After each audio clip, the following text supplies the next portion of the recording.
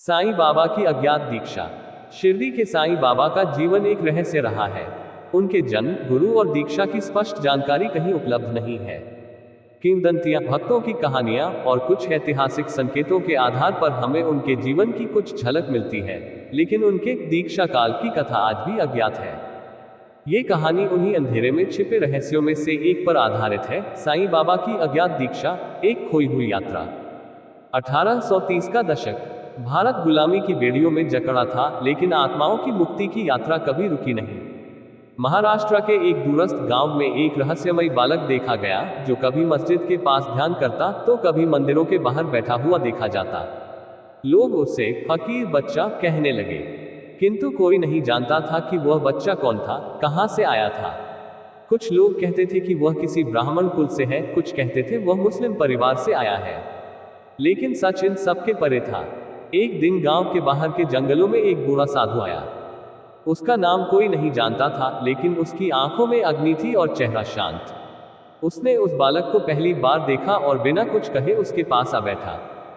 बच्चा चुप रहा, लेकिन साधु ने उसकी आंखों में देखा और बोला, तू इस लोक का नहीं है, तेरा कार्य बहुत बड़ा है। साधु उसे लेकर रात में जंगल की ओर चला गया। वह यात्रा एक रहस्यमय यात्रा की शुरुआत थी। 3 दिन की यात्रा के बाद वे दोनों सह्याद्री की पहाड़ियों में एक पुरानी गुफा में पहुंचे। वह गुफा वर्षों से बंद थी, लेकिन साधु ने उसे खोला जैसे वह उसकी चाबी रखता हो। गुफा के अंदर वे एक विशेष यंत्र पर बैठ गए। साधु ने बालक को एक विशेष मंत्र दिया, जिसे केवल ध्यान के माध्यम से ग्रहण किया जा सकता था। वह मंत्र था ओम पर ज्योति रूपाय नमः। गुफा में वे 12 वर्षों तक साधना में लीन रहे।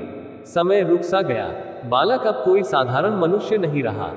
एक रात, जब चंद्रमा अपनी पूरी आभा में था, बालक की साधना पूर्ण हुई। उसने समाधि से आंखें खोली और देखा कि उसके सामने वही साधु खड़ा है, लेकिन अब वह एक प्रकाश रूप में बदल चुका था। वह साधु बोला, अब तू साईं है, तुझे लोगों के बंधनों को काटना है, तुझे धर्म से परे सत्य की ओर ले जाना है। उस क्षण बालक के भीतर दिव्यता प्रकट हुई। वह साईं बन गया, एक ऐसा संत जो न हिंदू था न मुसलमान, बल्कि एक आत्मा जो सभी के लिए थी। साईं बाबा जब शिरडी पहुंचे तो कोई नहीं जानता था कि वे कहां से आए हैं। उन्होंने कभी अपनी दीक्षा की कथा नहीं कही, क्योंकि यह यात्रा खोई हुई यात्रा थी, जो आत्मा की गहराइयों में घटित हुई थी, शब्दों के परे। उन्होंने बस एक बात कही थी, सबका मालिक एक है। साईं बाबा की अज्ञात दीक्षा न किसी किताब में लिखी गई, न किसी ग्रंथ में। यह एक ऐसी यात्रा थी जो एक आत्मा की पूर्णता के लिए आवश्यक थी।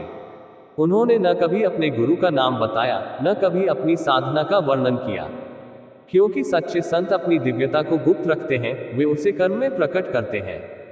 इस कहानी से हमें ये समझ आता है कि हर महान आत्मा के पीछे एक गहरी साधना और रहस्यमयी यात्रा होती है, जो दुनिया की नजरों से छुपी होती है। साईं बाबा की अज्ञात दीक्षा भी ऐसी ही एक यात्रा थी जो खो गई, लेकिन उसी खोई हुई यात्रा से एक योग पुरुष ने जन्म लिया। अगर आपको यह वीडियो अच्छा लगा तो वीडियो को लाइक और चैनल को सब्सक्राइब जरूर करें। धन्यवाद।